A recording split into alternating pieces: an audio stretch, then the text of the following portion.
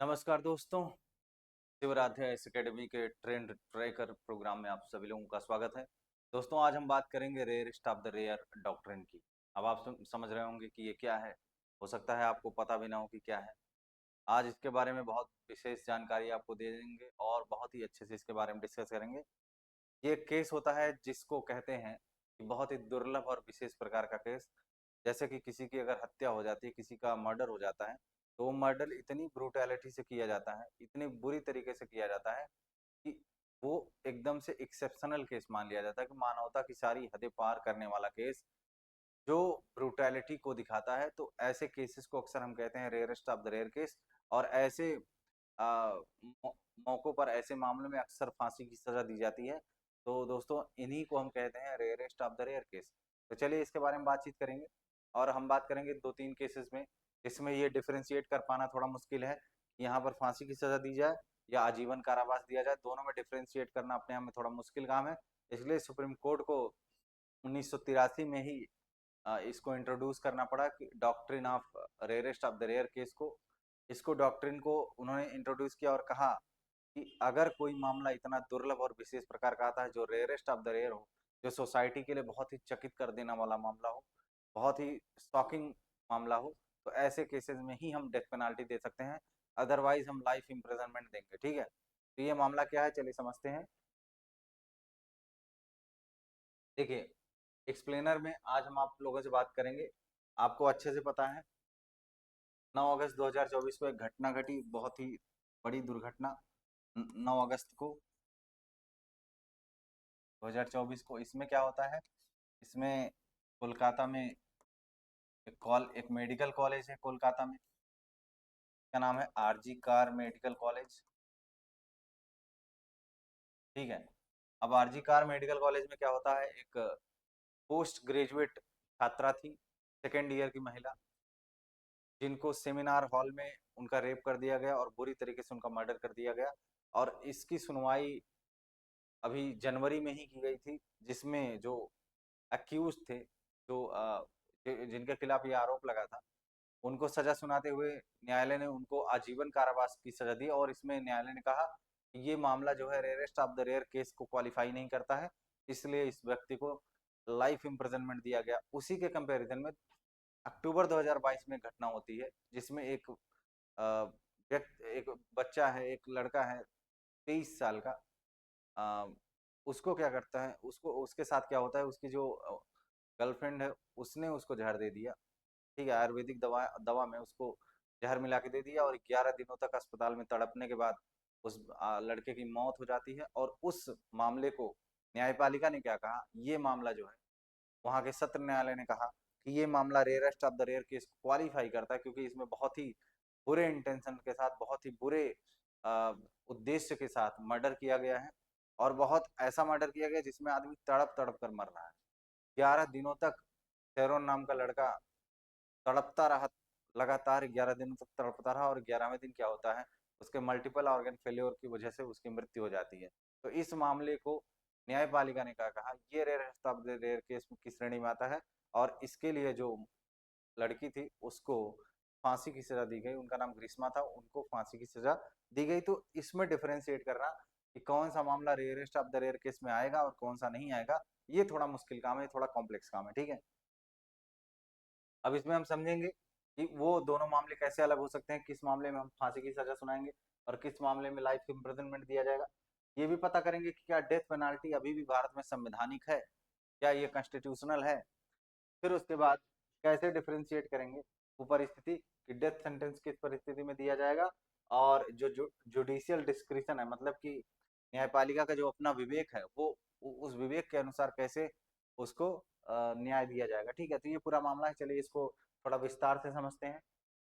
ठीक है, मैंने आपको केस बताया RG Kar medical college case, 9 अगस्त 2024 को इसमें वही घटना होती है जो मैंने आपको बताई। उसके परिणाम स्वरूप क्या होता है, जज ने क्या कहा, the case did not qualify as rarest of the rare and sentenced Roy to life imprisonment with a fine. तो जो संजय रॉय नाम का आदमी था जिसने ये आ, अपराध किया था, उनको लाइफ इम्प्रिजनमेंट दिया गया, आजीवन कारावास दिया गया, और उसके साथ साथ उनको जुर्माना भरने के लिए दिया गया। ये था। दूसरा केस भी मैंने आपसे डिस्कस किया, शेरॉन राज मर्डर केस, अक्टूबर 2022 की बात है। इसमें क्या होता है, 23 साल के लड़के को, एक स्टूडेंट है 23 साल का, उसको पॉइजन दे दिया जाता है उसके पार्टनर के ही द्वारा, ग्रीष्मा नाम की पार्टनर, और उनकी 11 दिनों के बाद मृत्यु हो जाती है। अब इसमें जो नेटियांका नेटियांकारा एडिशनल सेशन कोड जो है वो क्या कहता है, वो कहता है कि ये rarest of the rare case है, और इस मामले में ग्रीष्मा को फांसी की सजा दी जाती है। तो ये दोनों मामले हैं, ठीक है। अब चलिए थोड़ा इतिहास समझते हैं इसका क्या रहा है, कहाँ से इसकी उत्पत्ति हुई, origins of the rarest of the rare doctrine की। तो पहला मामला आता है 1972 में, Jagmohan Singh versus state of UP. इस मामले में संविधान ने कहा, सॉरी, संविधान पीठ ने कहा कि जो फांसी की सजा होती है वो संवैधानिक ही है। अगर कोई ऐसा मामला आता है जिसमें मर्डर बहुत ब्रुटैलिटी के साथ हुआ है, या मर्डर हुआ है और आईपीसी की धारा 302 के तहत सजा सुनाई जा सकती है, ठीक है, ये कहा गया। इसमें हालांकि जगमोहन सिंह ने कहा कि फांसी की सजा जो है वो राइट टू लाइफ और राइट टू इक्वलिटी के खिलाफ है, ये फंडामेंटल राइट्स का उल्लंघन करती है।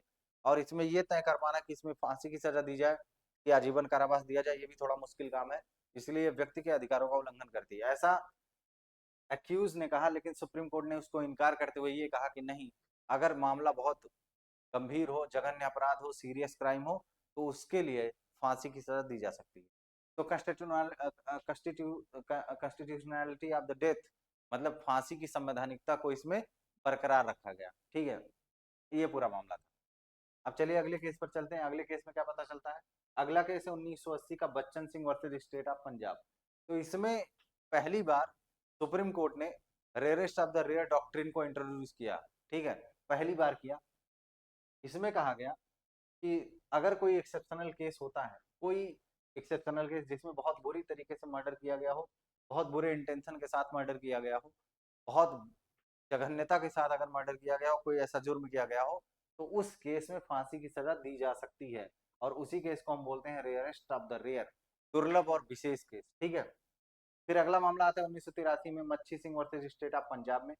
इसमें भी सुप्रीम कोर्ट ने कहा, वही चीज कहा, लेकिन एक अलग चीज बता दी उन्होंने, 5 श्रेणियां निर्धारित करी। उन 5 श्रेणियों के अंतर्गत अगर कोई हत्या हुई है या कोई क्राइम हुआ है तो उसको आप rarest of the rare case कहेंगे। अब वो 5 श्रेणियां कौन सी है उसको समझ लेते हैं। देखिए वो 5 श्रेणियां हैं। इसमें सुप्रीम कोर्ट ने बताया कि अगर मर्डर ब्रूटैलिटी से हुआ है, बहुत क्रूरता से हुआ है, बहुत जघन्यता से हुआ है, ऐसा बहुत घिनौना किस्म का मर्डर हुआ है, तो इस केस को भी हम rarest of the rare case ही मानेंगे, और ऐसी परिस्थिति में फांसी की सजा सुनाई जाएगी, ठीक है। दूसरा मामला, मोटिव, मतलब हत्या करते हुए, मर्डर करते हुए उद्देश्य क्या था, मोटिव क्या था, इंटेंशन क्या था, वो बहुत मायने रखता है। तो अगर मोटिव, मोरल करप्शन का मतलब अगर किसी प्रकार की लालच या कोई गलत चीज के लिए अगर आपने किसी की हत्या कर दी तो भी वो इसी केस में आएगा। जैसे मान लो लालच के चक्कर में, संपत्ति के चक्कर में अगर आपने किसी को मार दिया, कई बार आपने फिल्मों में देखा होगा कि धन लूटने के चक्कर में, पैसा लूटने के चक्कर में लोग मर्डर कर देते हैं, ठीक है। तो ऐसी ऐसी परिस्थिति में जो केसेस आएंगे, उन केसेस को हम बोलेंगे rarest of the rare cases, और उसमें डेथ पेनाल्टी दी जा सकती है, ठीक है।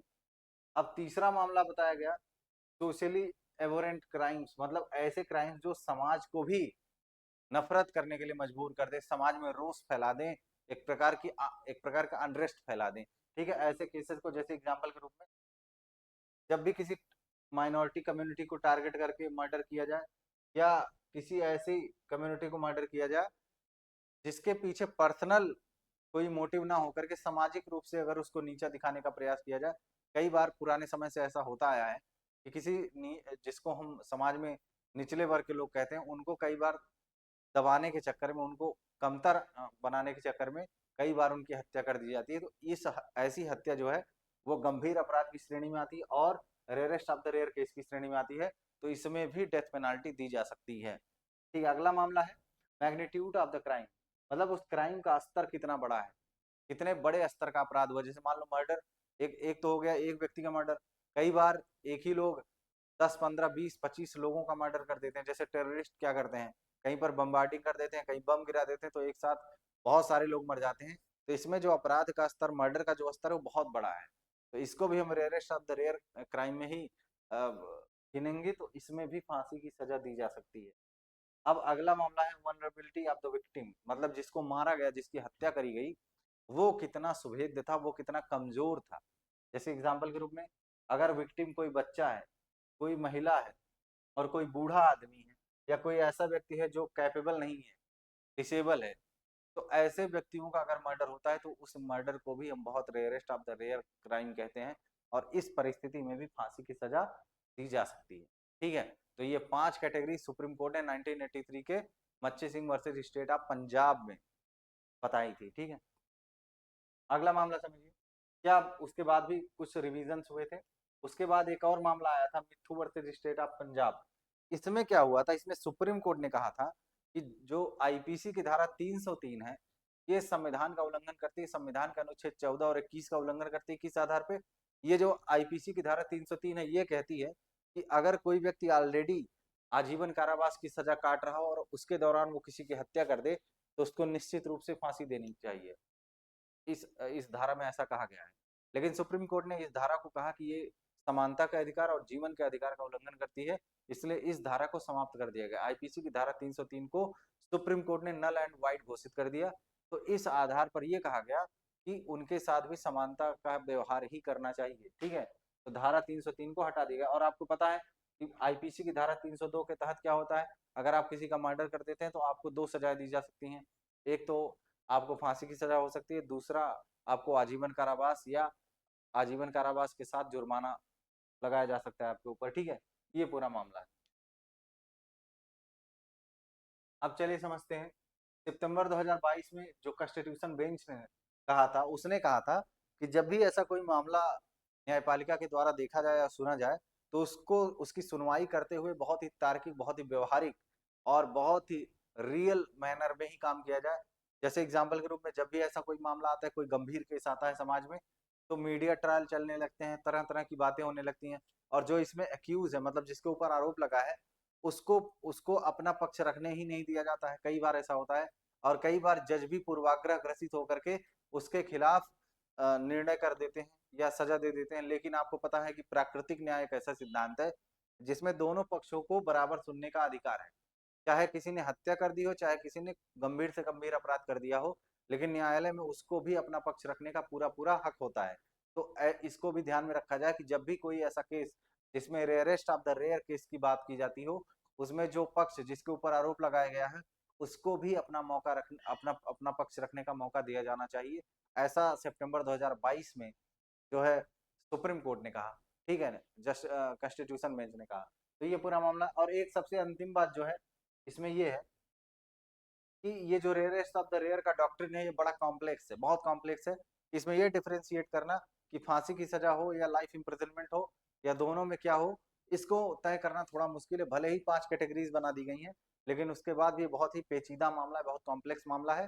हालांकि अगर हम फांसी की ही बात करें, डेथ पेनाल्टी की बात करें, तो दुनिया भर के लगभग 70% से अधिक देशों में डेथ पेनाल्टी को समाप्त कर दिया गया है। ठीक है, अब भारत उसकी तरफ कितना बढ़ रहा है, आगे आने वाला वक्त बताएगा।